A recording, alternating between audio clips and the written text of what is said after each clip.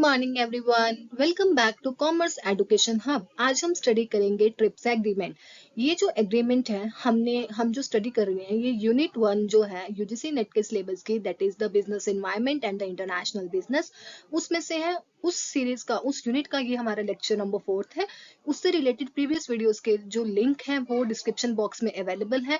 So please पहले आप उन वीडियोस को देखिए जाकर, देन इस वीडियो को स्टडी करें आगे। ठीक है, let's move towards a concept. Trips, what is trips? Trips क्या है? ये वर्ल्ड ट्रेड ऑर्गेनाइजेशन का एक इंटरनेशनल एग्रीमेंट है जो कि इंटेलेक्चुअल प्रॉपर्टी राइट से डील करता है। ये इंटरनेशनल एग्रीमेंट किनके बीच हुआ था? ये डब्ल्यूटीओ के मेंबर कंट्री के बीच में हुआ था। करंटली कितनी मेंबर कंट्रीज हैं डब्ल्यूटीओ की? 164 मेंबर कंट्रीज है। For the detail video on the WTO, इसका जो लिंक है हमारी डिस्क्रिप्शन बॉक्स में अवेलेबल है। आप जाइए और डब्ल्यूटीओ की वीडियोस जो है वो देखिए। ठीक है, प्रॉपर क्लियर अंडरस्टैंडिंग। ठीक है, उस डब्ल्यूटीओ की जब हमारे पास एग्रीमेंट हुआ, जब डब्ल्यूटीओ जब जब एग्जिस्टेंस में आई है ना 1995 में, देन उसके पास 3 एग्रीमेंट्स हुए थे, एक ट्रिप्स, एक ट्रिम्स और and the last one is agriculture agreement हुआ था। इन सभी कंसेप्ट्स की वीडियोस जो है हम कमिंग लेक्चर्स में लेके आएंगे। सो आज हम बेसिकली क्या स्टडी कर रहे हैं? ट्रिप्स। ट्रिप्स का मतलब है जो कि हमारे इंटेलेक्चुअल प्रॉपर्टी राइट से डील करते हैं वो एग्रीमेंट्स। उसमें अब ये क्या है, इस एग्रीमेंट का मेन मोटिव है कि मिनिमम रिक्वायरमेंट सेट करनी है फॉर द नेशनल गवर्नमेंट कि वो अपने कंट्री में कैसे इंटेलेक्चुअल प्रॉपर्टी राइट को, है ना, कैसे मैनेज करे, उनके लिए कुछ मिनिमम रिक्वायरमेंट्स हैं। ठीक है, जो ट्रिप्स एग्रीमेंट है ये जो है इसको नेगोशिएट करना स्टार्ट हुआ था 1989 और 1990 में, जब उरुग्वे राउंड जो है गाट एग्रीमेंट का जब हुआ था लास्ट राउंड, और उसके बाद ये जो एग्रीमेंट है डब्ल्यूटीओ ही एडमिनिस्टर कर रही है। इस एग्रीमेंट के अंडर इसका मतलब क्या है कि इसने मिनिमम रिक्वायरमेंट सेट आउट करनी है किसके लिए? इंटेलेक्चुअल प्रॉपर्टी के लिए। इंटेलेक्चुअल प्रॉपर्टी कौन कौन सी हमारी है? जैसे कि ट्रेडमार्क्स हो गए, कॉपीराइट्स हो गए, जोग्राफिकल इंडिकेशंस होगी, patents are there, industrial designs, layout for layout designs for integrated circuits and many more are there. तो ये जो एग्रीमेंट है डब्ल्यूटीओ के सभी मेंबर्स के ऊपर एप्लीकेबल है, और इसको रेगुलेट करने के लिए हमारे पास ट्रिप्स काउंसिल भी है। नेक्स्ट जो है हमारे पास वो है हमारे पास ऑब्जेक्टिव्स ऑफ ट्रिप्स। ऑब्वियसली अगर कोई एग्रीमेंट बनाया गया है, अगर गवर्नमेंट ने कोई एग्रीमेंट बनाया है, सो उसके कुछ ऑब्जेक्टिव्स होंगे। सो ऑब्जेक्टिव्स क्या हैं ट्रिप्स एग्रीमेंट के? वन एंड फॉरमोस्ट ऑब्जेक्टिव्स हैं कि जो भी ट्रेड डिस्टॉर्शन या ऑब्स्ट्रक्शंस आ रही हैं उनको रिमूव करना, इफेक्टिव और एडुकेट प्रोटेक्शन प्रोवाइड करना आईपीआर को, बिकॉज इसकी सबसे ज्यादा प्रॉब्लम है ना। आईपीआर क्या है? प्रॉपर्टी राइट्स है। मान लो कुछ ऐसे इंटेंजिबल एसेट्स, कुछ ऐसी इनोवेशन, कुछ ऐसी क्रिएशन करी है किसी बिजनेस ने, है ना, तो उसका उस पर राइट होना चाहिए, है ना। तो ये एग्रीमेंट क्या प्रोवाइड करता है? मिनिमम रिक्वायरमेंट प्रोवाइड करता है कि वो पर्सन कितने देर तक वो है जो राइट्स हैं वो होल्ड कर सकता है। नेक्स्ट हमारे पास है main features of the agreement. Features में सबसे पहले हमारे पास है स्टैंडर्ड। स्टैंडर्ड क्या है? ये मेन एरिया है जो इंटेलेक्चुअल प्रॉपर्टी जो ये एग्रीमेंट है इसमें कवर होता है। स्टैंडर्ड का मतलब होता है कि इसमें मिनिमम प्रोविजंस, क्या प्रोविजंस है जिससे प्रोटेक्शन मिलती है ईच मेंबर को। तो ये क्या है, इसमें प्रोटेक्शन पर्टिकुलर सब्जेक्ट मैटर के ऊपर प्रोटेक्शन मिलती है। तो क्या क्या राइट्स हैं, क्या क्या प्रिमिजिबल एक्सेप्शंस टू दोज राइट्स हैं, है ना, ड्यूरेशन क्या है उस प्रोटेक्शन की, ये सभी चीज स्टैंडर्ड्स का मतलब क्या इन शॉर्ट हो गया कि प्रोविजन क्या है उस सब्जेक्ट मैटर को प्रोटेक्ट करने के लिए। देन हमारे पास इसका जो सेकंड एलिमेंट है दैट इज द एनफोर्समेंट। अब प्रोविजंस होगी, प्रोविजन का मतलब अब प्रोविजन को एनफोर्स कराना भी नेसेसरी है। First one is standard and the second one is provisions that deal with the domestic procedures and remedies. जो भी इंटेलेक्चुअल प्रॉपर्टी राइट को एनफोर्स करवाने में जो भी डोमेस्टिक प्रोसीजर्स एंड रेमेडीज है वो इसके अंडर जो है डिस्क्राइब करे गए हैं। सो एग्रीमेंट में कुछ जनरल प्रिंसिपल्स भी हैं जो सभी आईपीआर इन्फोर्समेंट प्रोसीजर के ऊपर एप्लीकेबल है।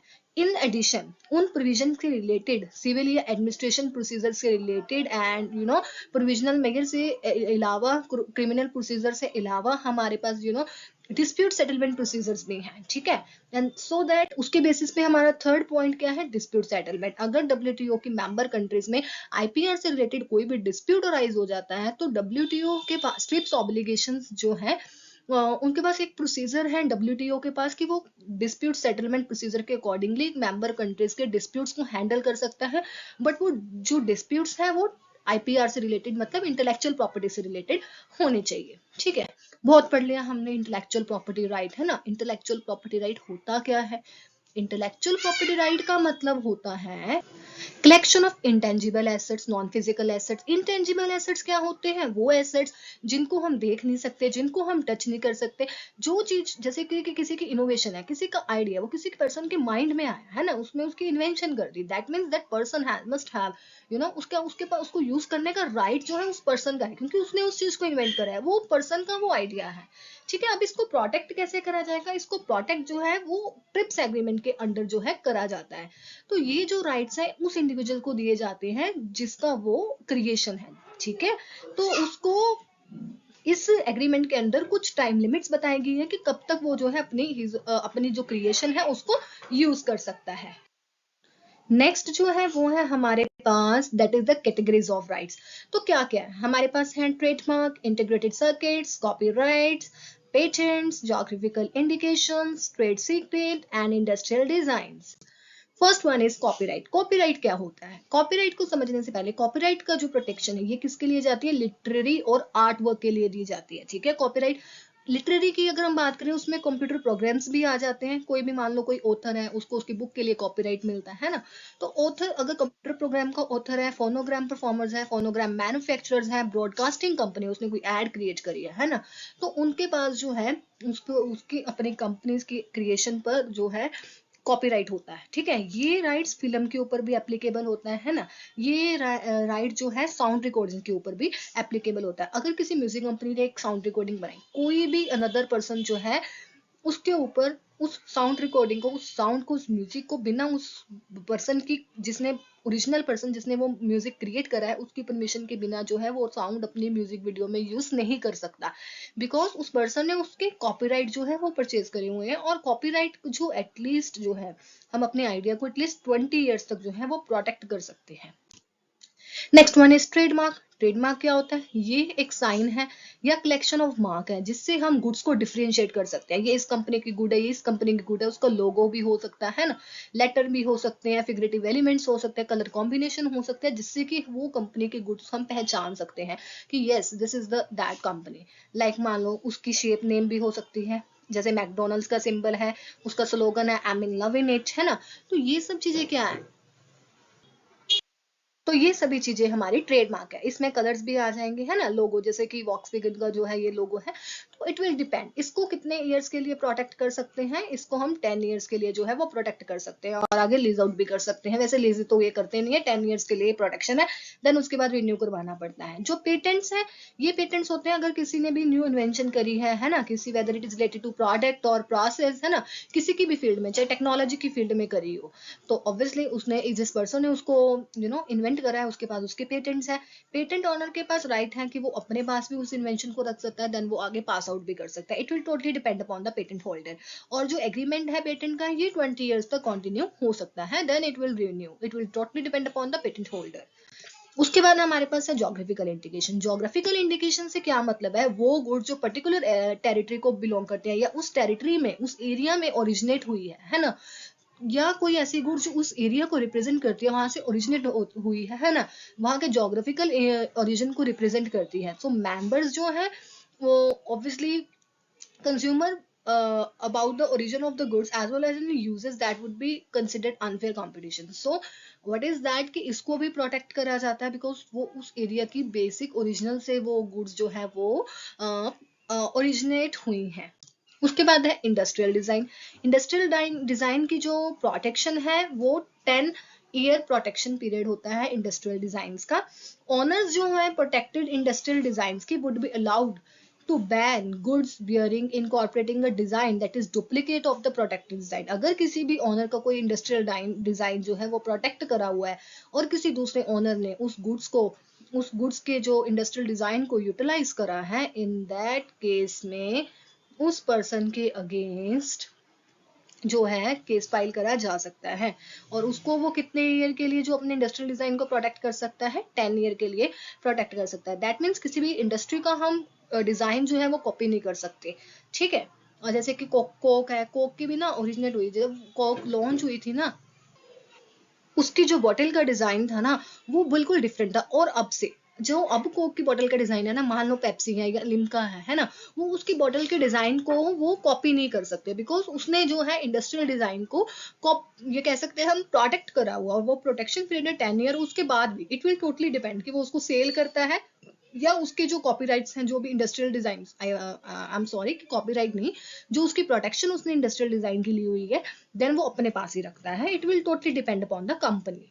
उसके बाद हमारे पास है integrated circuits, circuits and trade secrets. जो 10 ईयर्स के लिए भी हम इंटीग्रेटेड सर्किट्स का जो भी लेआउट्स होते हैं ना, उस लेआउट डिजाइन होते हैं, उनको प्रोटेक्ट कर सकते हैं। और 15 ईयर्स जब वो लेआउट क्रिएट करा गया है, उसके 15 ईयर्स के बाद वो एक्सपायर हो जाते हैं, वो इंटीग्रेटेड सर्किट्स के जो भी हमने प्रोटेक्शन दी हुई है। उसके बाद अगर हम बात करें ट्रेड सीक्रेट्स, ट्रेड सीक्रेट्स वो सीक्रेट्स जो अगर वो वो सीक्रेट्स अगर लीक आउट हो गए तो ब्रीच ऑफ कॉन्फिडेंस राइज हो जाएगा, है ना। तो ऐसी चीजों को, ऐसे सीक्रेट्स को भी जो है वो हम प्रोटेक्ट कर सकते हैं। उसके बाद कंक्लूजन की बात करें तो ट्रिप्स एग्रीमेंट जो है ये क्रुशियल है, अगर इंटरनेशनल ट्रेड को प्रमोट करने के लिए। मान लो कुछ नॉलेज है क्रिएटिविटी से रिलेटेड, अगर कोई भी रिजॉल्व ट्रेड में अगर कोई डिस्प्यूट राइज हो जाता है, उन ट्रेड को कैसे उस डिस्प्यूट को कैसे रिजॉल्व करना है ना। डब्ल्यूटीओ के मेंबर्स को प्रॉपर फ्रीडम हो जाती है अंडर दिस एक्ट, कि वो फ्रीली जो है इंटरनेशनल कंट्रीज के साथ, फॉरेन कंट्रीज के साथ डील कर सकते हैं इंटरनेशनल ट्रेड में। अबव ऑल हम ये कह सकते हैं जो ये ट्रिप्स एग्रीमेंट है, that has the very importance in the innovation field, in the technological field, and it is for the public welfare।